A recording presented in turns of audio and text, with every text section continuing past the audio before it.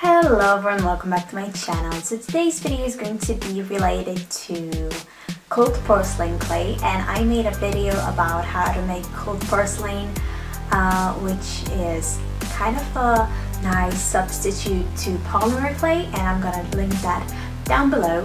So you guys seem to really enjoy this video, and I got a lot of questions, and some of them I really wanted to know answers to because I didn't know. It was my second time making this clay and I didn't have a lot of experience with it.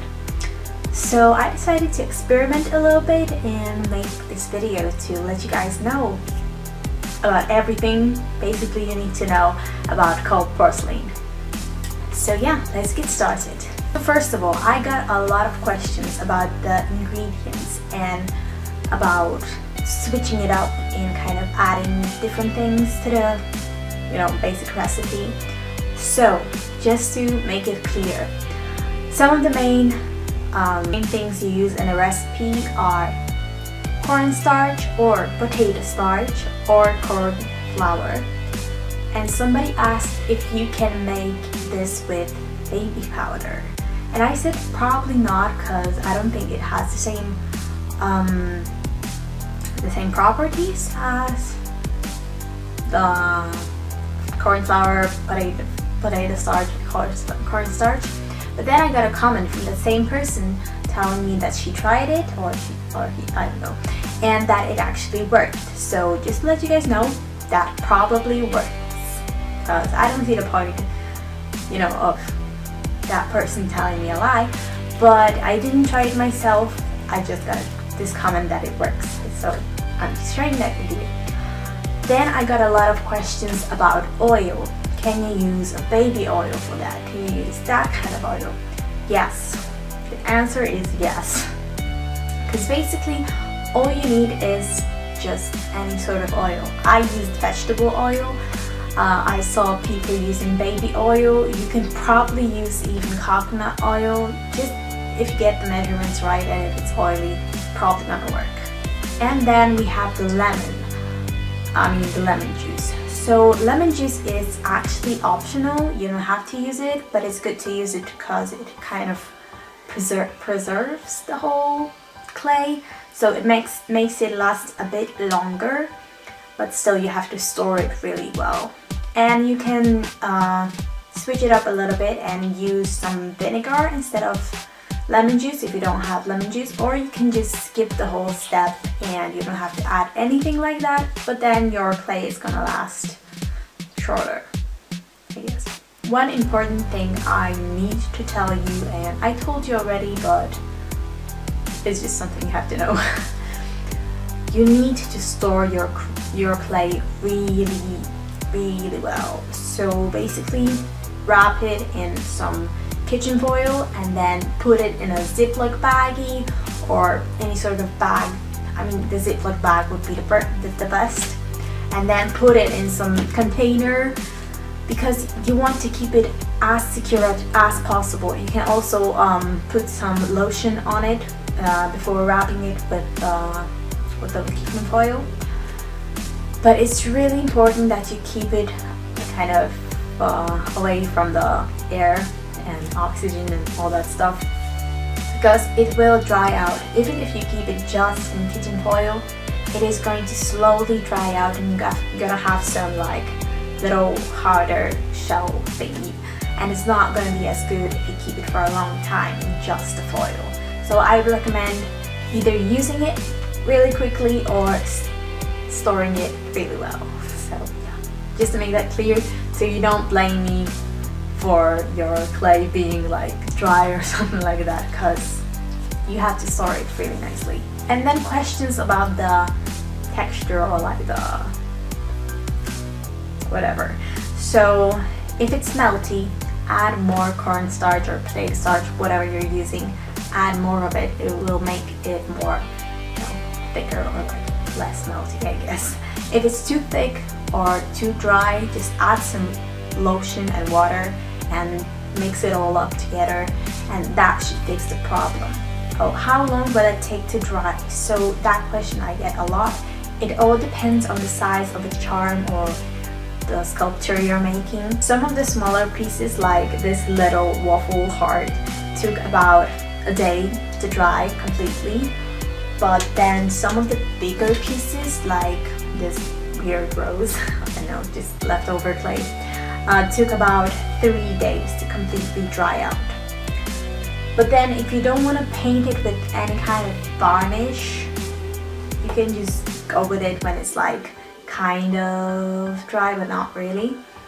But then if you want to paint it, I would recommend waiting until it's completely dry, because you're gonna see later in this video, or like now, whatever, that the paint is gonna chip, and you don't want that. It just ruins a lot of your hard work. So yeah, if you have some bigger pieces, like some of my hummingbirds, they usually take about a week or even more to completely dry out. So that's why I make a lot of them like in the same time and just leave them to dry, and then I can decorate them or like paint them at the same time. So yeah, what to use to dye your clay. So I used, in the previous video I showed you kind of method with the Sharpies, so I just did a lot of dots on the clay and then mix it up together. So yeah, after your sculptures dry out, they are going to shrink about 10%. So, and the colors are going to become more bold. So these were kind of pastel colors, and now they're pretty bright colors, as you can see here. Also, if you want to kind of make something that's white, like I made this polar bear, you want to add an actual white paint or white ink to it, because the clay itself takes kind of the color of its ingredients, so it's gonna be kind of yellowish, translucent. It's not gonna be like Snow White. So yeah, you want to add something white to it. So then the next method is to use pigments or eyeshadows, but you have to use a lot of pigments to actually stain the clay, like to have vibrant colors and stuff. So I wouldn't recommend this method. It is possible, but you have to use a lot of it. So I would use the eyeshadows later, and I'm going to tell you about that in a second. And then the third thing I used is some acrylic paints. You can use different paints. I bet they all will work. And yeah, you just put a little bit of that and mix that all together, and that should make a nice color. Just remember that the colors will become darker or more vibrant once the clay is dry. So even if the color is like pretty much a pastel color, it's going to be darker when it dries out. Whew, speaking is hard. So yeah, and now what I use after the figurines are actually dry is I use some cream eyeshadows for the base to kind of give the colors and make something, give that sticky base for my dry eyeshadows or dry eyeshadow pigments or something like that. I just apply that on the top of my cream eyeshadows and then leave it for a bit, and then I put some clear nail polish on top of it. You can also use some clear, just like spray varnish or whatever.